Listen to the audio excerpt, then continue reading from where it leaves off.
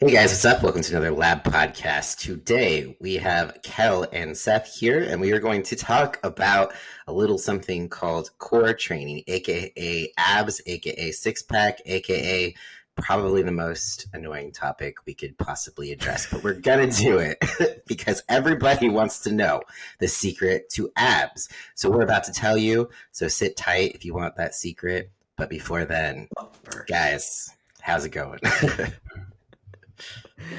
Well, I'm doing fine. Well, uh, I will say that Just came from powerlifting practice, so it was fine. It's fine. Are you sure, Cal? Well, the other coach wasn't there today, so it was just me and 10 athletes, which is a lot to handle on my own because I can't. So it's Special Olympics powerlifting, so it's not. So there's a little bit more extra things to think about when you're doing that. And no one can spot. They can't spot for each other, so it's just me doing a lot of stuff. So it's a lot to handle. Usually I'm kind of a little fizzled afterwards, but yeah, so that's where I'm at. Well, thank you for joining, even though you're fizzled. But Fizzled, I don't even think that's a word. frazzled. it is. I get it. Frazzled, I think is what I was going. I get what tired. you like. It made sense to me. I don't know why, but it did. Fizzled out, just Yeah, yeah. Yeah. How about you, Seth? How's it going? today was okay. I accidentally took the equivalent of a sedative instead of an upper earlier, and had a bit of a different working day. It was very Hakuna Matata. I did get a fair amount done. It just took me longer than it normally does. It was a lot of going and there were a few things that I did that were a little outside the box, so good for me, right? Other than that, yeah, been a pretty good week in general. You? Everybody good. ever? How is your day, Cody? How is your Cody? day going, Cody? Cody. That's a good. That's a new one. It's going. I feel like today's. I don't know. You guys have those days where you're so low energy for no reason and you don't know why, but everything is a struggle. And you're just like, I gotta take a vacation. And you're just like, but I can't. I don't know what to do. That's me I'm today. very familiar with that, but that sucks. You had a workout though, right? I did. So I just got that done. Came straight from the gym. So here I am. So, a little better than before the workout. But the gym was chill at least. I think the hardest part. So Des is sick or allergies. We're not sure. But so I've been working out on my own. And the hardest part about working out without her is that I have to talk to all these people that come up to me, by myself, and I fucking hate it. Like, it's fine and dandy when she's there because I'll just keep working out and she can talk to them. But when it's just me, I'm just like, I will literally avoid them at all costs. I will go to, even if I have to use a machine or something that's next to them, I will skip it and come back to it. Just like, I am not here. I don't want to chat, whatever. It never works though. They always find me and then I'm sitting here, talking about fucking God knows what. Some guy was talking about his allergy to lake water. So, yeah, I don't know. It's very odd. Sometimes it's fine, but today particularly, I'm like, please don't talk to me. The government, man, they got those mind control amoebas in the lakes, and they're gonna crawl into your ass. And was it You like even that? do or it when like- you have headphones on? Yeah, yeah, yeah. So there's these two persistent gentlemen in particular that always have something to say. They're nice. It's not a big deal. I'm just kind of in focus mode. Like I just want to do my thing, and I don't want to have to try to not be awkward and try to talk to these people. I was like, Des is way better at this. It's fine. If talk to her all you want, it's fine. But me, I'm just in my head freaking out. Like, how do I not sound like I'm just the most awkward person on earth? and mostly it's just me shaking my head and saying that's awesome. So that's awesome. Oh, to be a fly on that wall, because I've seen that. I've seen the interaction. You're not talking. You might go, yeah, or like, or maybe like a phrase, but like Des carries those conversations. Because when I was there, me and you were just standing there like, I hope they leave soon. God.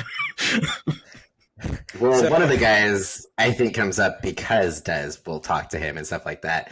But I'm just like, I am not Des. I will not entertain you so much. Like, sorry. I just, and then he came, because I was on my phone, like I was texting Des because she is not with me. So in between sets, I'm texting Des.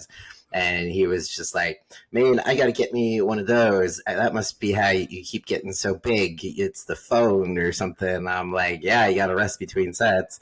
And then he's like, but then how are you going to look at all the eye candy? And I like look around, there's just all these dudes. I was like, what are you talking about?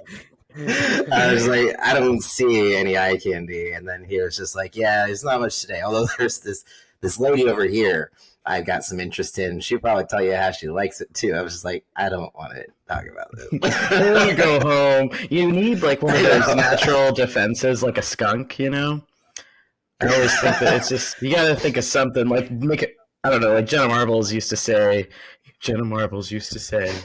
you could make like a crazy face or something. But unfortunately, you do have to go back to this place and they'll remember you. So like, which is worse? Yeah. Well, I could probably just be like, hey, guess what? I was born a girl, and they'll probably be gone. I'll save that for next time. There's your skunk spray. Yeah. Sorry, what was that? No, my old job, we got audited all the time. So like that was my primary function, was to deal with audits and stuff. And but they train you when you're doing these to like be comfortable with uncomfortable, because a lot of times when you're auditing someone, you'll like ask open-ended questions and then you'll just wait with dead space, like to see if they like self-incriminate or just keep talking so you can keep getting information. And I'm great at just like sitting there. I'm like, I'm fine in silence. This is my preferred time. And, like, so I was great at it because I'm like, I'll just sit here. I don't care. How long you want to play chicken? Dude, that's what they teach cops. Were you a cop? It's the same idea though. Yeah, that's hilarious. Yeah. But that was all. That's what it makes me think of. I'm like, I'll just sit here and stare at you. What do you want? Just talk to me. It's fine. Where are the donuts?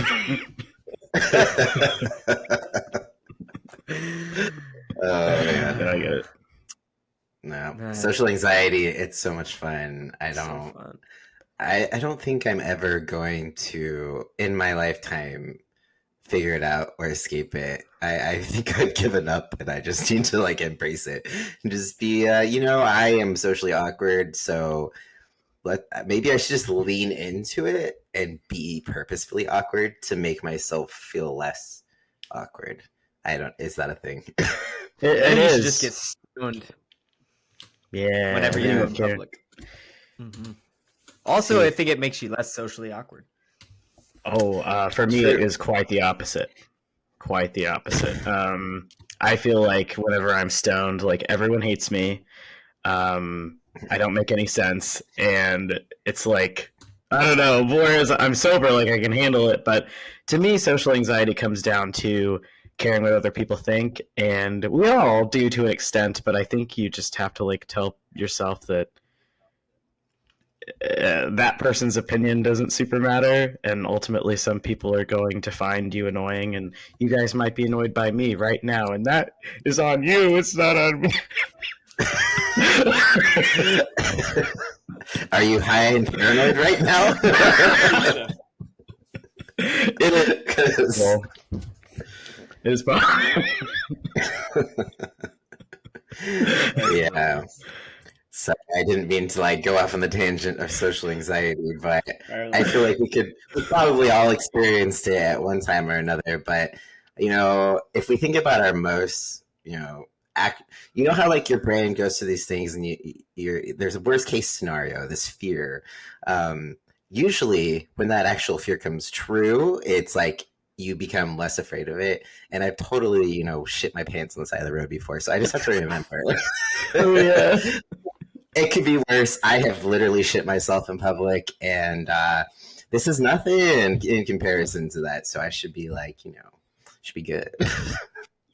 See, the way I think about it, if you're socially anxious, like what's the worst thing they can do is not like you, then you don't have to talk to them again, which could be a win-win. This is true. So it's really nothing to lose. Yeah, I guess I don't usually get social anxiety with strangers. I usually get social anxiety with people I like, because I'm like, this will be the conversation where they're like, what the fuck is with this guy?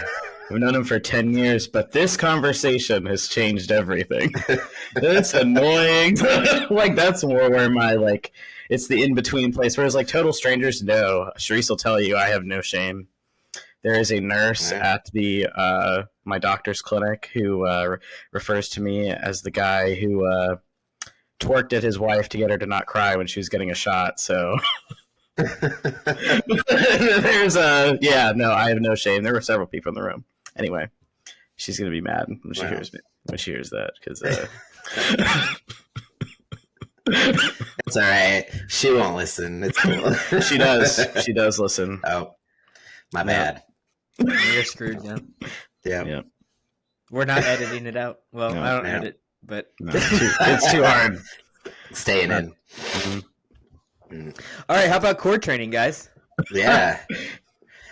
I feel socially anxious when I core train at the gym sometimes. I thought you only were socially anxious when you do your hip abduction. That's true. But I feel like I feel more socially anxious laying on the ground with my ass in the air, just crunching, So I tend to do either I'll do hanging, leg raises, or we have machines that you do for your abs, and you can add weight, apply progressive overload. But I'll save the ground shit for home because I can crunch at home. So yeah, everyone's learning about my social anxiety today. You're welcome for that. I'm doing the exact same thing, partner. Yeehaw. But core training. So, do we want to go over kind of what core is? Because I think most people think it's just abs. True. Yes, we could do that. Cal, what is the core? So core is essentially anything in your torso that isn't your chest and upper back. So like think about the big between your pelvis and rib cage. Core training is the front and the back. Yeah. Why are you laughing? Anything big between the pelvis. So. my poor innocent mind was like, "Why is he laughing, Cal? You were just saying facts." The most immature thing. Sorry. That was funny. What's so funny about erectors? Nothing. Sorry. Continue. Proceed. I covered it, so it's it's your back and the front of your in between your pelvis and your ribs. Yeah. Oh my gosh. I am so sorry. He hesitated too. He made it funny at the second time.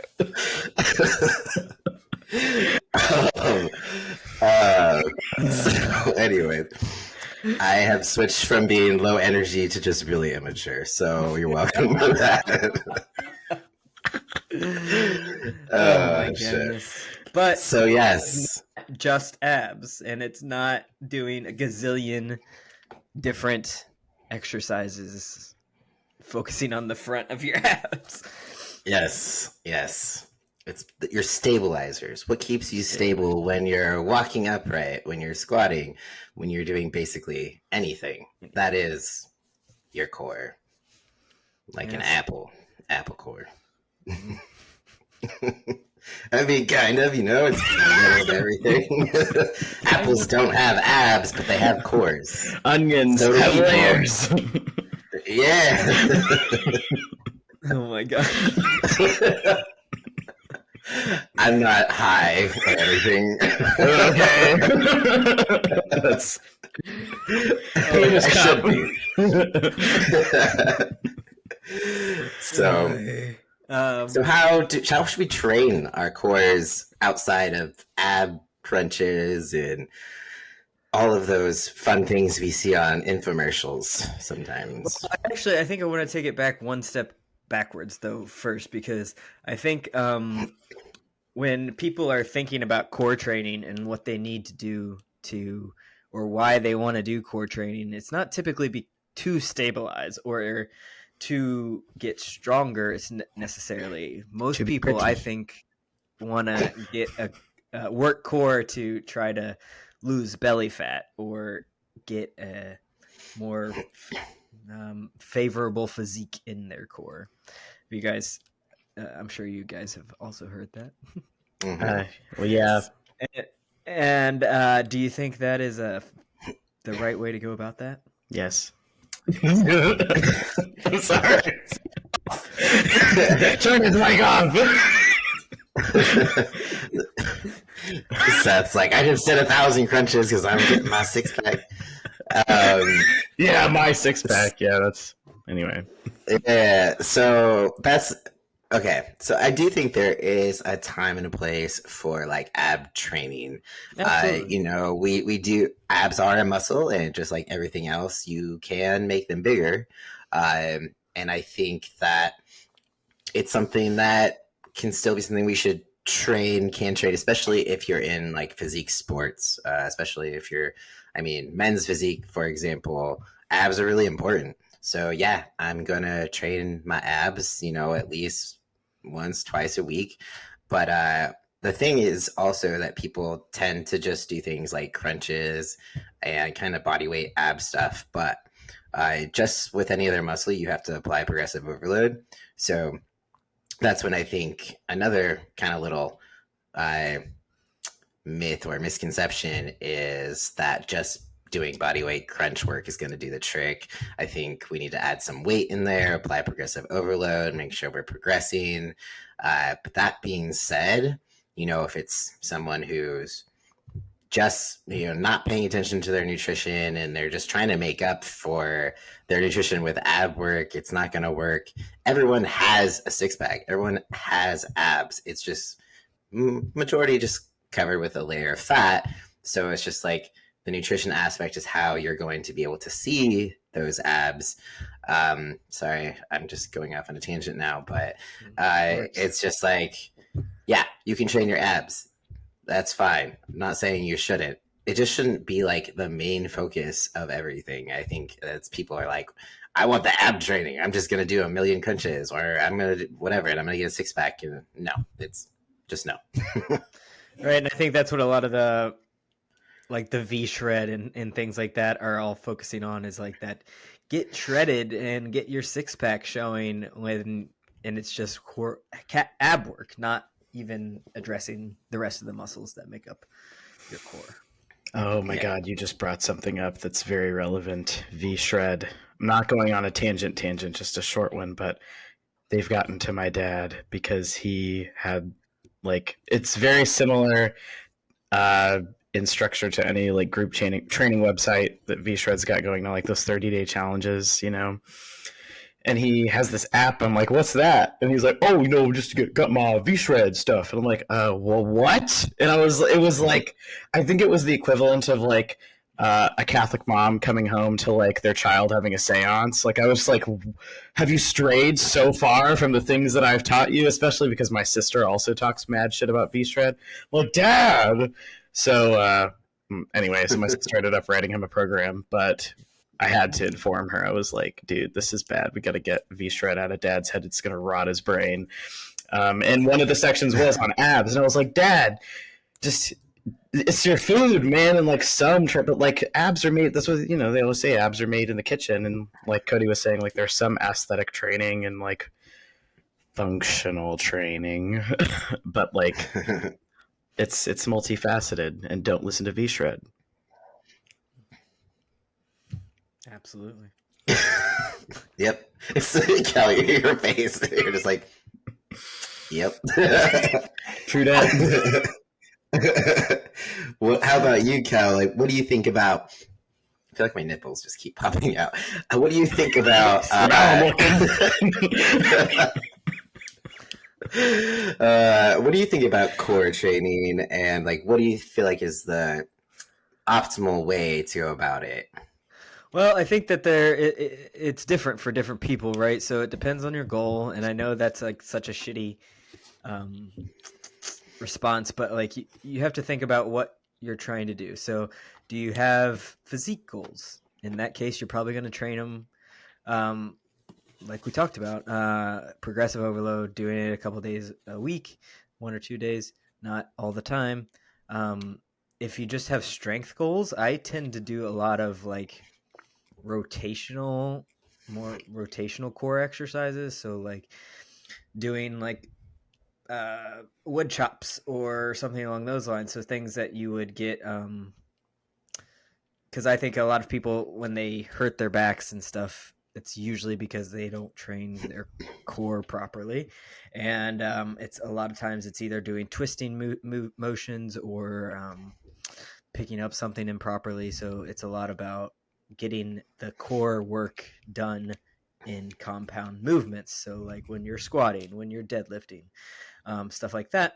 And then if like you have like a weight loss goal, then probably a mix of the two.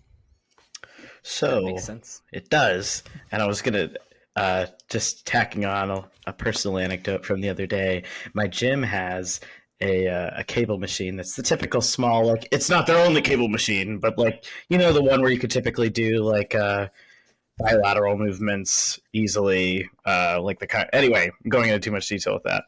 Point is that it's not like bolted to the ground, right? Well, I got a hold of the handles up top, like I jumped, grabbed them to do, you know, my attempt at hanging leg raises, and I normally do them on something that's a little more static on the other side of the gym, but it was taken, and my headphones were in, and I heard what sounded like a dying whale while I was doing it, and I popped a headphone off like this, like as I was doing it, and I realized it was the machine. It was like, because it was like just the weight of me was like pulling it forward, and like, and I looked at myself in the mirror, and I just had like this, my God, I look like a monkey swinging from tree to tree right now, because I have no stabilization happening. Like it's just, I really, next time I'll take a video so you can see just how stupid I look. But it's just like, so anyway, I started doing the hollow rock, which Cody can talk more about, or Kel, but that's really helped. Generally with pain the last few days I've noticed too, which I was like, damn it isn't just the arthritis, it's my weak ass core. It's the reason why some of my lower body movements suck, because they shouldn't, but you know, weak core. Yeah. Core is a hard thing to do. It's not a hard thing to do, it's just something that you have to be intentional about. And like I have a couple, I have like 6, I think, athletes on my roster who play like semi-professional sport, and well, they're the rugby folks, and I do a lot of core work with them, but not in the way that most people think. So like I do a lot of like loaded carries and things like loaded marches, a lot of planks, a lot of like plank pull throughs, stuff like that. So a different type of core, because most people, when they're thinking core, are thinking crunches, are thinking all the damn variations that you can do of a crunch. So I think kind of reimagining what core can look like and how it can be brought into training is important. How do you keep your like your obliques from getting too big? No twisty. Twisty crunches or anything like that. That's quotable. No twisty. No twisty. No bicycle crunches. No twisty crunches. Okay, because that's like my greatest fear. That's the only thing stopping me. The one I see everybody doing at the gym is that where they do the weight slide down your side. Yeah, when I see and you're that. like, cool, you're doing absolutely nothing. At most, you're making it do thicker. that, Probably not even though, because Nah. they're like just bending their spines. I don't know. so if you're doing those weird weight, holy, bendy things, stop doing that. I don't even know what they're called. I don't either. It's not a shrug, but it's like a variant of a shrug. That's what it looks like, but it's not like what they're. I don't know what it is. I think you're extending your oblique. It's like, you know, like Yeah, kind of. it's just dumb. Yeah, I think It's they not think effective. they're working. No, but also, yeah, it's just no. Maybe it's like the lazy man's crunch because they're like, I don't want to get on the ground, so I'm just gonna hold this shit and then like move a little. I don't really know, but Yeah. stop that. Yeah, if you're doing it, we're making fun of you. I do want to also kind of bring it up that core is also injury preventative. So if you're getting older or you're worried about injuries occurring, if that's one of the main purposes of your training, do not slack on the core, because I think that's where a lot of people's back issues come from, and it's something that's not often addressed. Yeah, so that's like a really good, purpose to train core outside of just aesthetic reasons, because yes, a lot of times back issues do arise from having a weak core. But I think that just like the biggest misconception is that the more you train your abs, the more likely you are going to get a six pack. So yeah, we just want to emphasize that unfortunately you need to work on your diet. Like that is the biggest thing is the diet. So if like you want a six pack, unfortunately, number one, it's really hard. You have to be decently lean in order to actually see your abs. So, it comes with some sacrifice. What's it worth to you? Is it worth saying no to a lot of things that you like? Because, abs do take sacrifice. Like that's bottom line. So it's like there's always this pursuit of a six pack, but why do you want the six pack? First of all, is it worth it? And how is it going to improve your life? That's what I always like to ask. I typically tell people having a six pack is not worth it unless you're stepping on stage. Exactly. It's you have to, at least for myself, I do not get abs easily. I hold a lot of my fat in my belly, even if I'm pretty lean. I'm not pretty lean right now. I'm what Cody calls peak bulk. Freaking bullying But I do not think it's fun to have a six pack because I had to be very low body fat, and that sucks. I have never had a six pack in my life, so hopefully next time I step on. Well, actually, not hopefully. Next time I'm on stage, I will have abs, or Cody will hire a hitman to take me out before show day. I'd be like, if you step on that stage, it's over. It's over. I don't know you. Lose my number. Yeah. I mean, for real. So, but anyway, yeah, I also tend to hold things in that area, and I also have loose skin. But ultimately, if I was just, into general fitness and health, I definitely wouldn't even consider it. I would just focus on how I felt in general and my like strength and endurance for life or whatever sport I was playing. I'm like, I tend to, even when my body fat is higher, like in the off season, I can still like flex out a six pack. It's just, I don't know. I store most of the fat in my back, so I'll get love handles before I'll say goodbye to my six pack. Barely any. But it's just, genetically, I don't know. That's just how my body is. Eventually, if I put on more fat, they would disappear. I have a small appetite. We're not all gifted in that way. Gifted with a small appetite. It's just a different set of issues. No offense, Cody. They No, I meant in like general shape. Like, yeah. I wasn't. Cut that out. Yeah, but I mean, I will say though, I did back in my female years.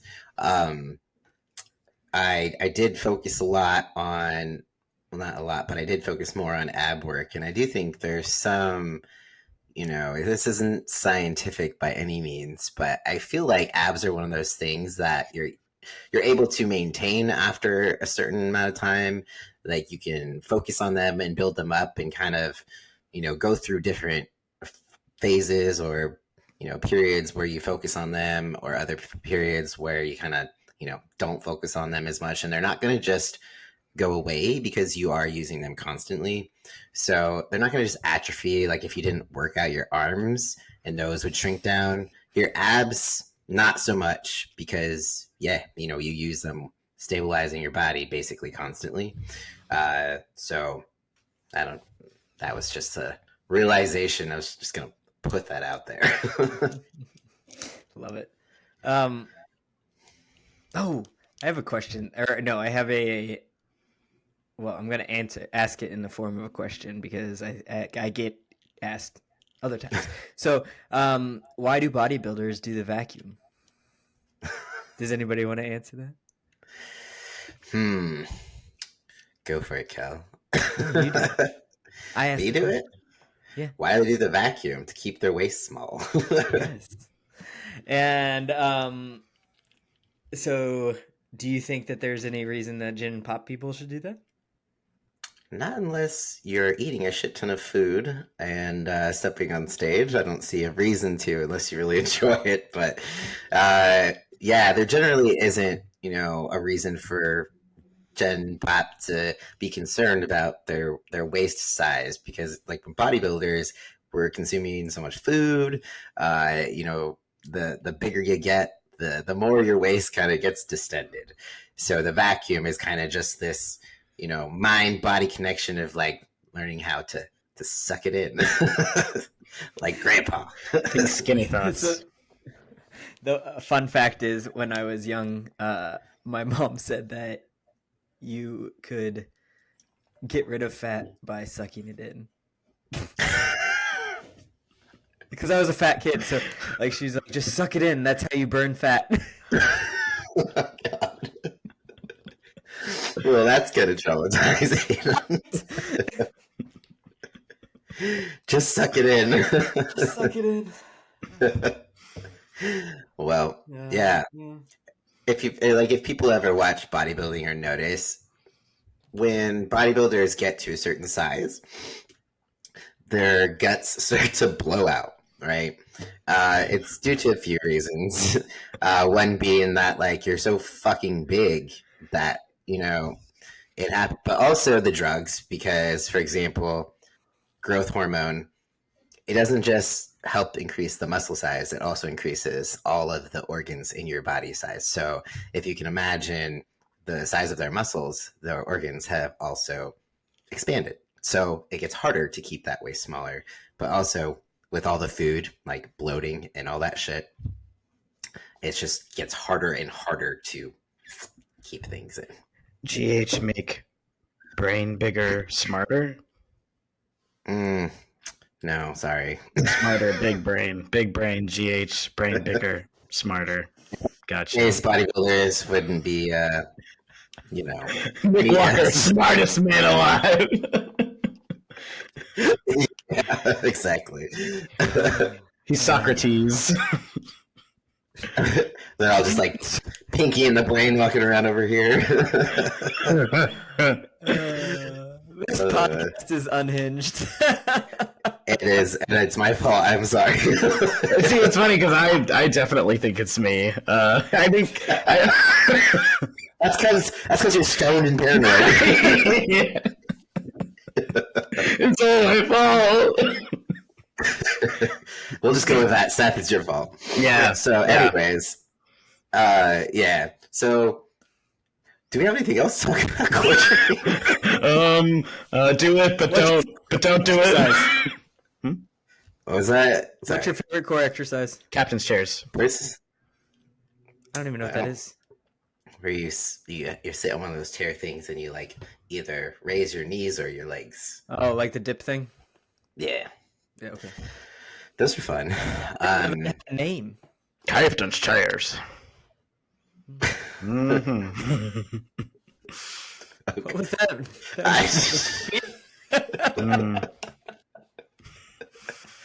You can always tell when Seth is stoned because he sits in the dark and doesn't notice. I turned the lights on. Damn it! I think my favorite one. So we have these machines at my gym, and you sit in them, and then you hold back here and you crunch forward. And I like those, one, because you don't have to get on the ground like a weirdo. Two, you can add weight to them, so you can like progressively overload stuff and not just keep doing more crunches, which is like fucking boring as hell. So those ones are my favorite. How about you, Cal? I have two answers. One, so like for our purposes, I really do love cable crunches a lot because I feel like I get the sorest from them. But for like strength reasons or like in sport reasons, I really like plank pull throughs. So when you're holding a plank and like I have a sandbag, so I was doing it with a sandbag, but like you pull the sandbag through under your plank, so you're holding like a one-arm plank and pull it through. I like that. Oh my god, that's what a plank pull through is. I guess I did know that because when you were saying it earlier, I was picturing you doing somersaults, and I was like, "There's no way." Because like, think about it, like, you pull through. I was like, "How would that do anything at all?" I'm like, "That can't be right. Mm-mm. There's no way." But I couldn't ask, right? You just gotta ask. Why is he doing somersaults? It's so weird. Nah, it's just like you pull like that. It's one arm. Yeah, that makes sense. So that's my favorite, though. That seems kind of fun. What's your least favorite? Reverse crunches or flutter kicks.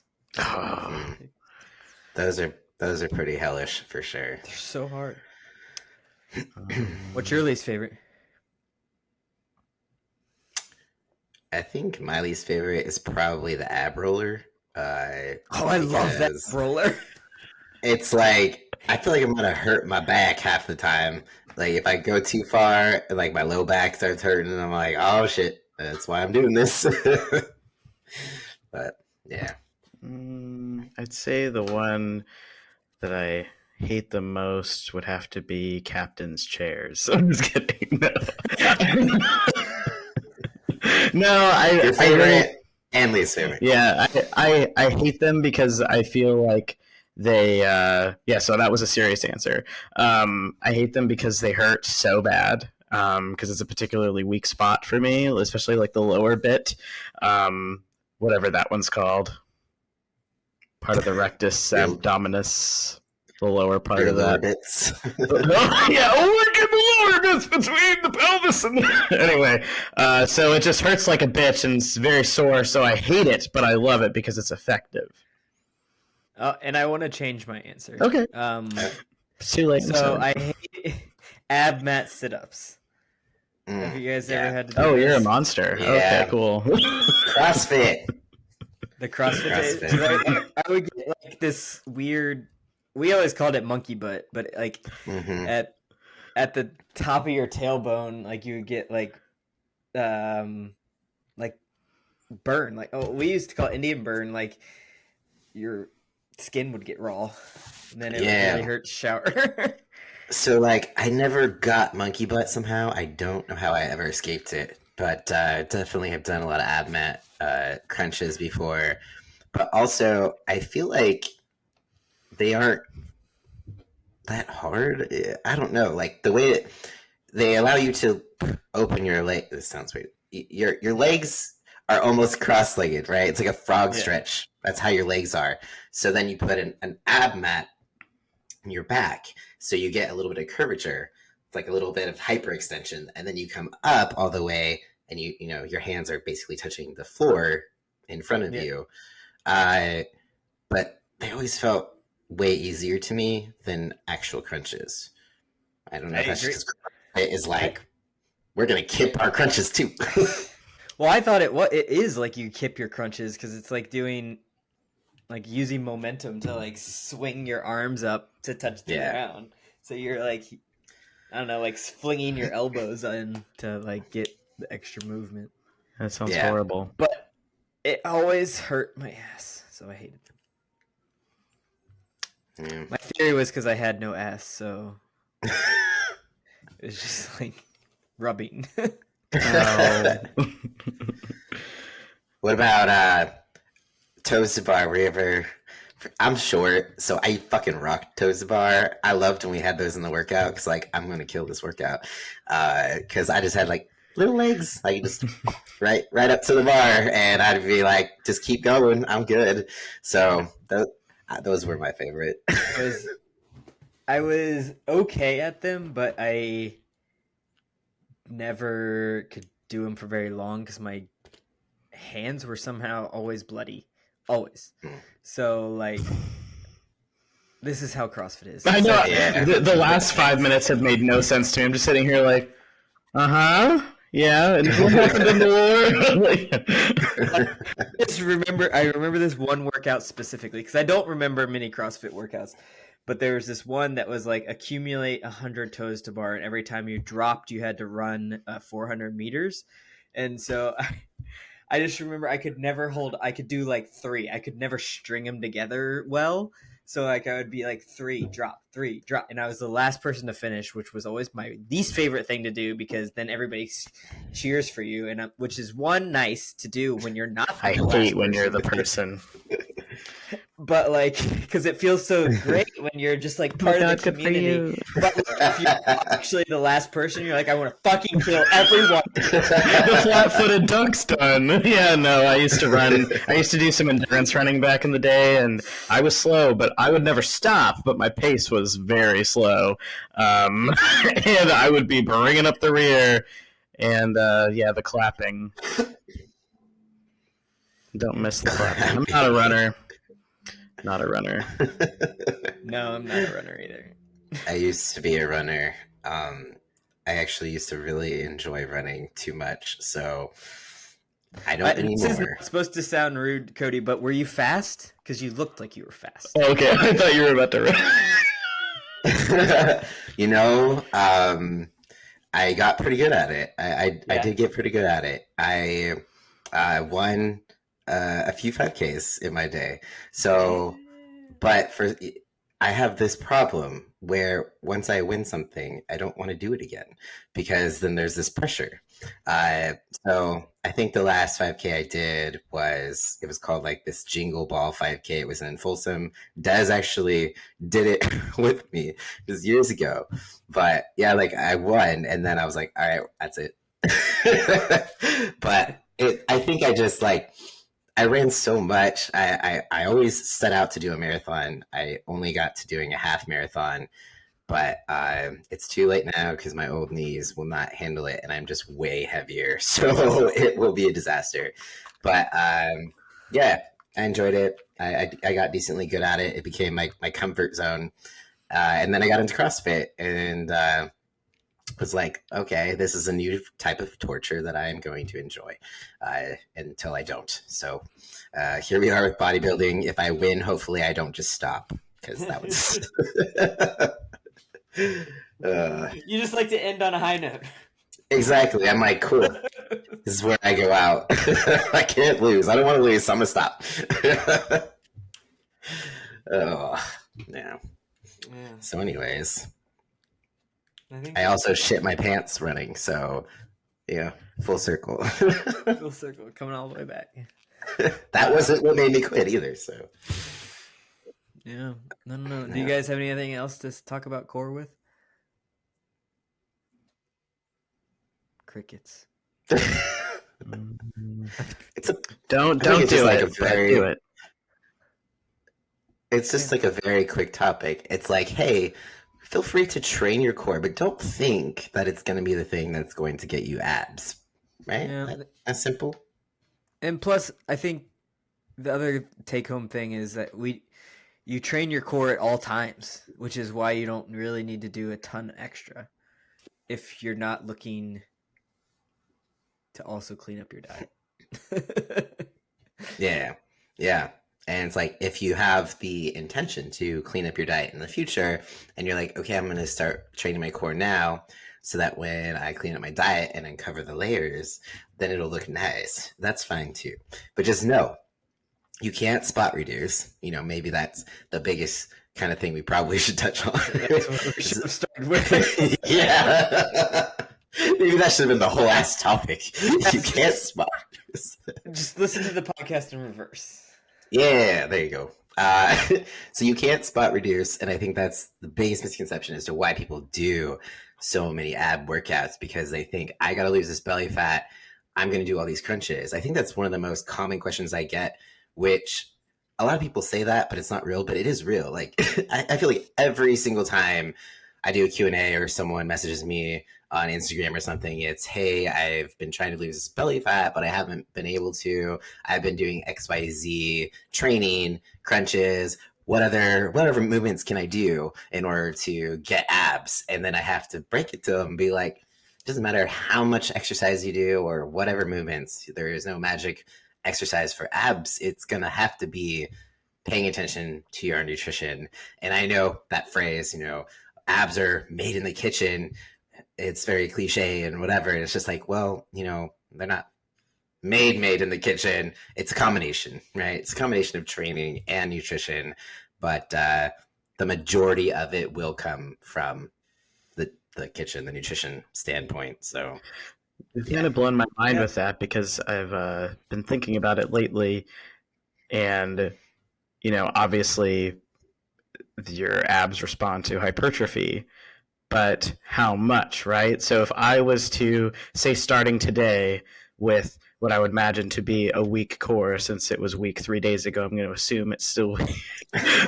But you know, if I was to cut like a hard like 4 prep cut and cut down to like, you know, sub 10 body fat, then I feel like, you know, my abs would, I mean, everyone's abs look different. Have you ever noticed that? People also, like, if you especially look at bodybuilders, like I've seen all kinds of weird looking abs. Anyway, so yeah. I've always wondered what mine would look like, right? Because I see, like, say for Cody has nice abs. They have some hypertrophy going on. They're more defined.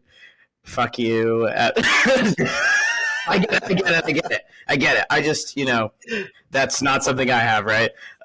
So I've never even seen mine before. I know they're there in theory, so I would be curious to see what they look like right now. But, I mean, by the time I actually cut, I will have trained them up. So, yeah. We'll find out. It's like you could also have like weird fat guy abs like mine. You can see mine sometimes when I'm breathing hard. Well, you don't have a lot of subcutaneous. over a beer belly somehow. You do have abs. I have visceral fat as well, so I get it. It always makes me laugh though.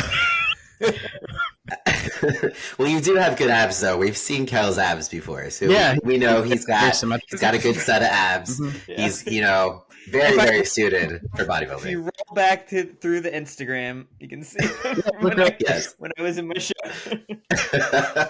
So we're still trying to figure out what sets are going to look like, but we will find out one day. It'd be like, well, you know, there's always every other muscle. Oh no, and but I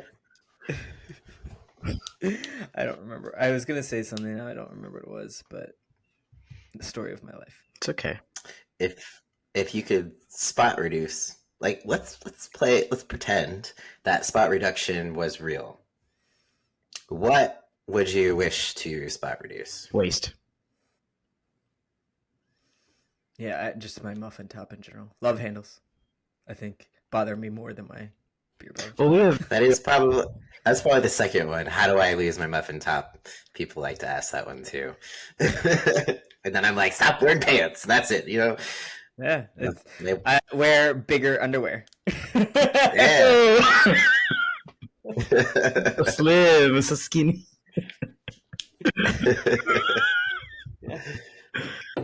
Yeah, that was devastating when I had to wear because I had when I cut way down, I had different underwear, but I'm like, these are a little tight right now. Not going to be able to for a minute. Well, I think this is probably TMI for the podcast, but I think maybe our trans listeners will like it. So I like the My Pack strap. I don't know if you guys know what that is, but it's like it's a packing strap. Anyways, it I got the one size and it was too big, and then I got a different size and it was too small, and now I'm in between, and it's terrible because it's like because you have to wear like it looks like another like underwear waistband almost. Oh, like a jock strap, right? That's what I have. Kind of, yeah, and it just makes me feel so awkward because I'm like I have all these waistbands going on right now, and it's making my muffin top feel terrible. Oh man. Well, so that was a long tangent that no one asked for. So no, we could talk about stuff like that on the podcast. Yeah, for sure. I think our listeners and I think, well, it's just to say, we also have these things that we focus on sometimes that we wish we could change, or like are not a fan of, or make us feel self-conscious. So I think people probably think that coaches, trainers, whatever, just are 100% happy with their bodies and that's it. But it's like, I mean, we probably wouldn't be doing this if we were secure. Okay. Okay, fine, but yeah. That reminds me of, speaking of, coming from the first part of this podcast, one of the guys that stops to talk to me, the same guy, was like talking about how he loves being in the gym and it's like this healthy addiction for him. And then he mentioned how none of us would be in here if it wasn't for body dysmorphia. And I was like, you're right. You right, homie. You right. Yeah. It's like, we all have it. And I'm like, yeah, you're right. If you only knew, sir. Yeah, there's also the Dunning-Kruger effect of muscle building or whatever. It's like the bigger you get, the smaller you feel.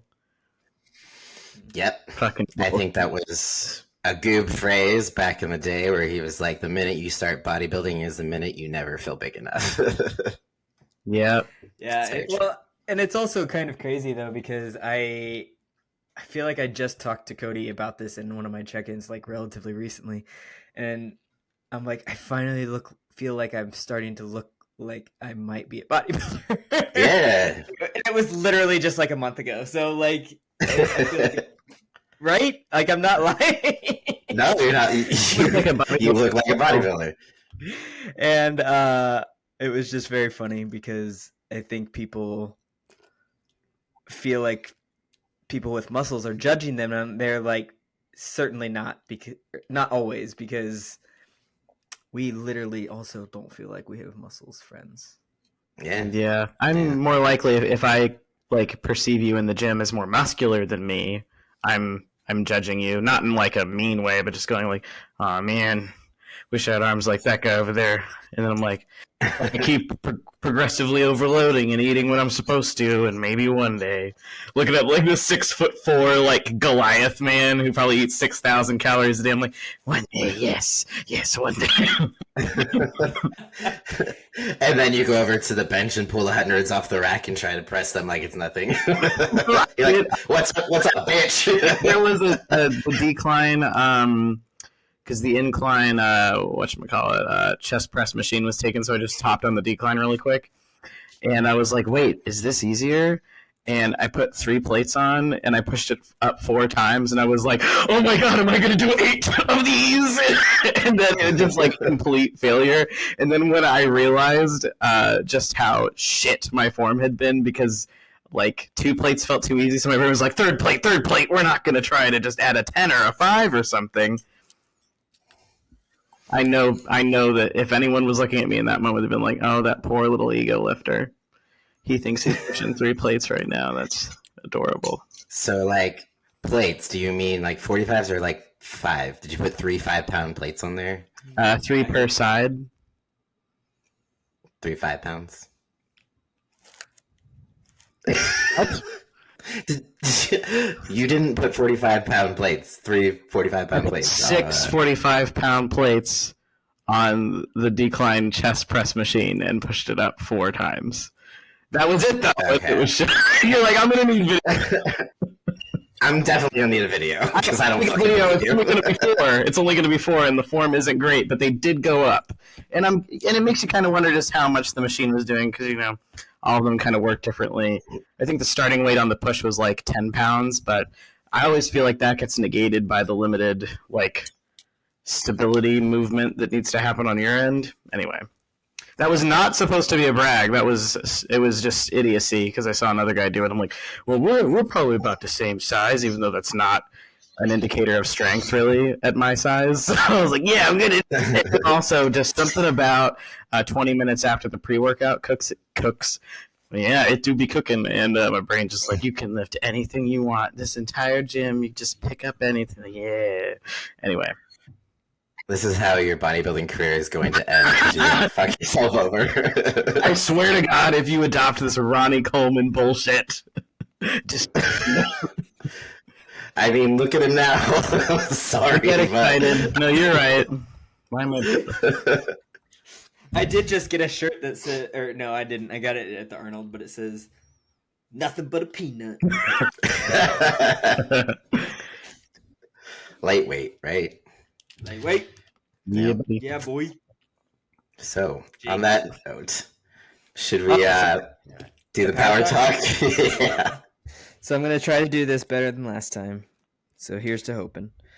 Okay. So my quote is very simple today. And it's kind of about goal setting and actually it's a very good transition from what Seth said. So my quote today is from David Ogilvy. Don't know who that is. He's a dad. What? Oh, I just realized I mixed him up with Matt Ogus. I'm shutting the fuck up now. You go ahead. So the quote is, "Don't bunt. Aim out of the ballpark. Aim for the company of the immortals." And I really like that because in baseball or in softball or whatever, people bunt all the time as a sacrifice, right? But I don't like people to get this thought in their head that they're just going to go up to the bat and instead of just swinging for the fences, just to sacrifice for a bunt. It's such a bummer, right? No one wants to be the person who's bunting. And so don't bunt, knock it out of the park, and just go for it and see what happens.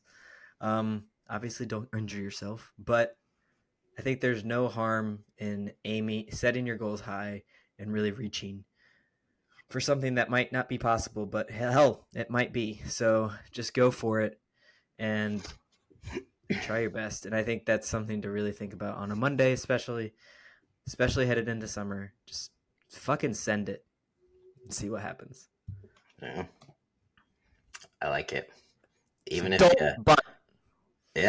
even if you miss, just swing as hard as you can. Yeah. Full send. Yep. I dig that. Dream big. It's like small steps, big dreams, right? Small steps, big dreams. Love it. Yep. All right. Does that wrap Until it up? next time. Any last words, guys? Got nothing. All right, cool. We will wrap it up. Sorry for everything we said this podcast. Please don't hold it against us in the future, or do. It's fine. We'll probably do this again. So we will see you next time, guys. Peace out. Later.